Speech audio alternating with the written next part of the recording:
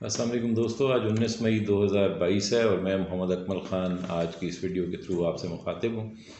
आपको पता है कि कल रात के सुप्रीम कोर्ट ने इस इम्पोर्टेड हुकूमत के जो इक़दामात जारी थे, जिस तरह से ये अपने केसेस पर असरअंदाज होने की कोशिश कर रहे थे, जिस तरह हमजा शहबाज और शहबाज शरीफ अपने जो मकसूद चपड़ासी मशहूर ज़माना मकसूद चपड़ासी केस है उसके अंदर फ़र्द जुर्म उन पर आयद नहीं हो पा रही थी, वो उससे बचते फिर रहे थे, बार बार पेशियों पे हाज़िर नहीं हो रहे थे। उन सारी चीज़ों को लेकर सुप्रीम कोर्ट ने एक सो मोटो नोटिस लिया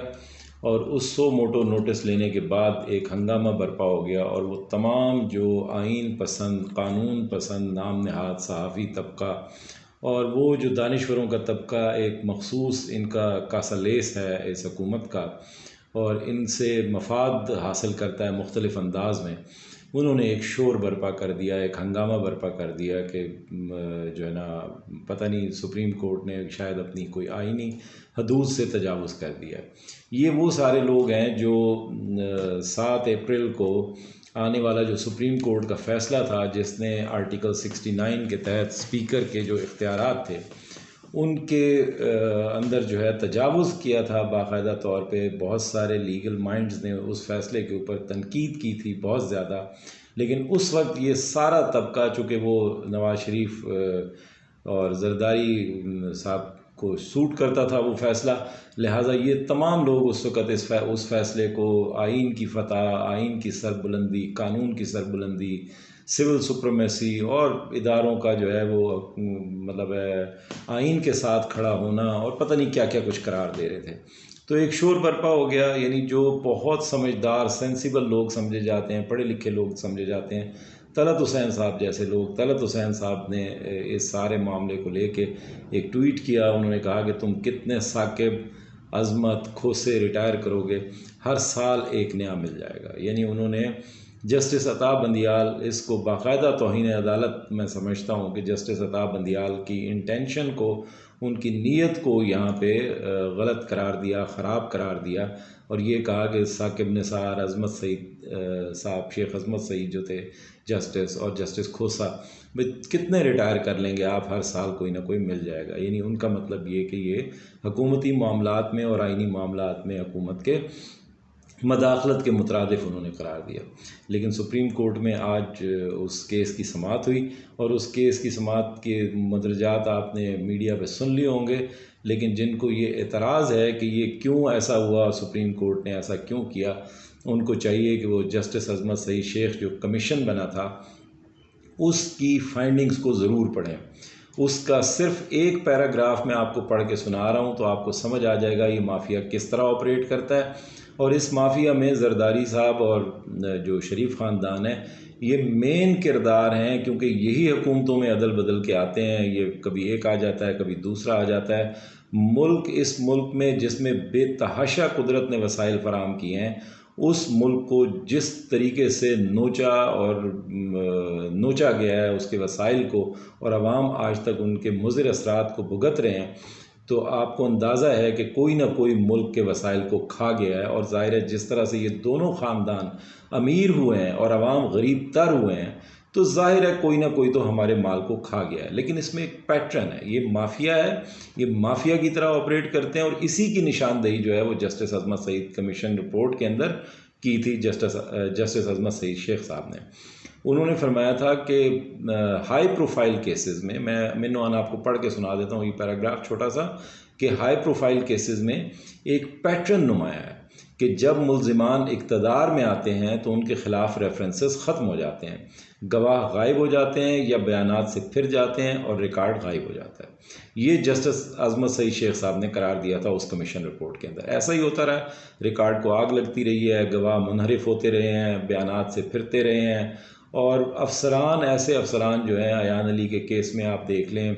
या ये हालिया जो डॉक्टर रिजवान FIA के डायरेक्टर जो इनकी शहबाज शरीफ का मशहूर ज़माना मकसूद चपड़ासी केस को देख रहे थे और उन्होंने तहकीकात की थी, उनकी जो पुरस्रार मौत है हालिया दिनों में उसको देख लें। इस तरह बहुत सारे मामलात को आप देखेंगे तो आपको पता चल जाएगा, या गवाह जो हैं बयानात से फिर गए, रिकॉर्ड ज़ाय कर दिया गया, सबूत ज़ाय कर दिए गए, प्रोसिक्यूशन इस कदर कमज़ोर कर दी गई कि ये लोग उससे बच निकलने में कामयाब हुए। इनके पास बहुत खूबसूरत मौका 7 अप्रैल की शाम को आया था, जब जस्टिस बंदियाल साहब ने इनको बुला के और आर्टिकल 69 के हवाले से, स्पीकर की रूलिंग के हवाले से केस की समाअत करते हुए इनको बुला के कहा था कि इलेक्शन की तरफ चले जाएं, नए इलेक्शन से आप लोग क्यों घबराते हैं। लेकिन इन्होंने मिन्नत समाजत करके उनकी कि नहीं बहाल कर दें, फ़लाँ कर दें, फ़लाँ कर दें। लेकिन फिर भी अदालत इसी नतीजे पे शाम तक पहुंची हुई थी कि नया इलेक्शन होना चाहिए, नए इलेक्शन के अलावा इसका कोई हल नहीं है। लेकिन फिर लॉन्च किया गया इलेक्शन कमिश्नर को, चीफ इलेक्शन कमिश्नर को, और उनकी तरफ से बयान आ गया 7 बजे शाम को कि इलेक्शन तो हम कराने की पोजीशन में नहीं है अगले 3 महीने में। तो जस्टिस साहिबान को अपना फ़ैसला, हमें ऐसे लगता है कि बिल्कुल आखिरी वक्त पर तब्दील करना पड़ा कि अगर इलेक्शन नहीं हो सकता तो फिर खला नहीं छोड़ा जा सकता, और फिर उन्होंने उस सारे प्रोसेस को बहाल कर दिया, जिसके नतीजे में शहबाज शरीफ साहब वज़ीर आज़म बन तो गए हैं। लेकिन अब ये ज़ाहिर है कि इस वक्त शायद कुदरत को यही मंजूर था कि इनको बुरी तरह एक्सपोज़ करके और इनकी सलाहियतों को, इनकी करप्शन को, हर चीज़ को एक्सपोज़ करके इनको इक़्तिदार की राहदारियों से निकाला जाए। तो अब इस वक्त जो पोजीशन है उसमें आपने सुन ही लिया है जो कुछ उन्होंने, यानी डॉक्टर रिजवान की मौत के हवाले से तशवीश का इजहार किया है सुप्रीम कोर्ट ने, और जिन 3-4 हज़ार लोगों के एग्ज़िट कंट्रोल लिस्ट से नाम निकाले गए हैं उसके ऊपर भी जस्टिस साहिबान ने सवाल किया है कि उसके बारे में भी बताया जाए कौन सा प्रोसीजर अडॉप्ट किया गया है, अदालतों में ले जाए बगैर इन मामलात को कैसे आपने, कौन सा तरीक़ाकार,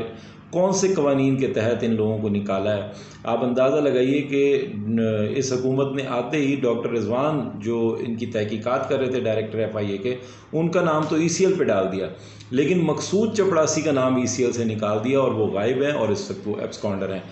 तो अभी हमज़ा शहबाज और शहबाज शरीफ साहब के ऊपर तो ज़ाहिर है फ़र्द जुर्म आयद होनी है, वो तो मुल्क में मौजूद हैं क्योंकि इक़्तिदार में मौजूद हैं, लेकिन मकसूद चपड़ासी गायब हो गया जिसके अकाउंट में पैसे आते जाते रहे। ये इस तरह से अपने केसेस को कमज़ोर करते हैं। चीफ जस्टिस साहब ने यह भी इस्तफसार किया, उन्होंने कहा कि डॉक्टर रिजवान को भी तब्दील किया गया, बाद में उन्हें हार्ट अटैक हो गया। इन तमाम मामलात पर तशवीश है। अखबारी तराशों के मुताबिक ECL से हज़ारों नाम निकाले गए। खबर के मुताबिक रूल्स में तब्दीली से 3000 अफराद को फ़ायदा हुआ। इन तमाम मामलात को जानना चाहते हैं, ये भी चीफ जस्टिस साहब ने कहा। चीफ जस्टिस साहब ने अटार्नी जनरल ऑफ पाकिस्तान से ये भी कहा कि आप इस सारी सूरत हाल का जायज़ा लें कि ये 4000 लोगों का जो नाम है ये किस तरह ECL से निकल गया। उन्होंने ये भी फरमाया, अटार्नी जनरल साहब से ये भी इस्तफसार किया कि लाहौर की एहतसाब अदालत से कई अफसरान का तबादला किया गया। हाई प्रोफाइल केसेस में तबादले और तकर्रियों पर तशवीश है, इस तरह क्यों हो रहा है, ये भी चीफ जस्टिस साहब ने अटार्नी जनरल साहब से पूछा। उसके बाद जो चीफ जस्टिस साहब ने एक और बात मतलब है सेक्रेटरी दाखिला से, DG FIA से और DG NAB से जो जवाब तलब किया है, वो इस बात पे जवाब तलब किया है कि ECL रूल्स तरमीम, DG FIA की तब्दीली, डॉक्टर रिजवान के हार्ट अटैक पर तशवीश है और सो मोटो कार्रवाई का मकसद निज़ाम इंसाफ को बचाना है और कानून की हुक्मरानी को कायम करना है। अदालत ने इस सारी मदाखलत पर NAB, FIA और सेक्रेटरी दाखिला से जवाब भी तलब कर लिया। तो उसके बाद उन्होंने ये भी पूछा है कि ये जो सेक्रेटरी दाखिला से ये कहा है कि सेक्रेटरी दाखिला ये बताएं कि क्यों इस्तगासा के काम में आप मदाखलत करते हैं। चीफ जस्टिस रिपोर्ट के मुताबिक वज़ीर आज़म शहबाज शरीफ के ख़िलाफ़ तहकीकात करने वाले अफसरान तब्दील किए गए हैं, ये भी चीफ जस्टिस ने कहा। और ये भी बताया जाए, उन्होंने कहा है कि हाई प्रोफाइल केसेस में अफसरान के तकर्रुर और तबादले क्यों किए जा रहे हैं। ये तमाम बातें जो हैं चीफ जस्टिस ने आज की जो समाअत है उसके अंदर सवाल किए हैं और साथ ही ये स्टे ग्रांट कर दिया है इसको, मतलब है ता हुक्म सानी उन्होंने ये स्टे ग्रांट कर दिया है कि हाई प्रोफाइल केसेस में जो स्पेशल कोर्ट्स हैं, सेंट्रल और NAB की जो तफ्तीश कर रहे हैं जितने भी अफसरान हैं, उनको ताहुक्म सानी जो है उनके तबादले नहीं किए जा सकते। ये बहुत इम्पॉर्टेंट केस हुआ है और इस इम्पोर्टेंट हुकूमत का जो एक एजेंडा था, जो मिनिमल एजेंडा था, वो ये था कि इमरान खान को गिरा के चंद दिन भी ये हुकूमत में रह के इन तमाम रिकॉर्ड्स को, जो इनके हाई प्रोफाइल करप्शन के केसेस थे, उनके सारे रिकॉर्ड्स को ये तहस नहस करके चले जाते। लेकिन कुदरत को कुछ और ही मंजूर था। कुदरत ने इनके तमाम जो ये मंसूबे थे, घनाउने मंसूबे थे, उनको तहस नहस करके रख दिया। अपना ख्याल रखिएगा। बहुत बहुत शुक्रिया।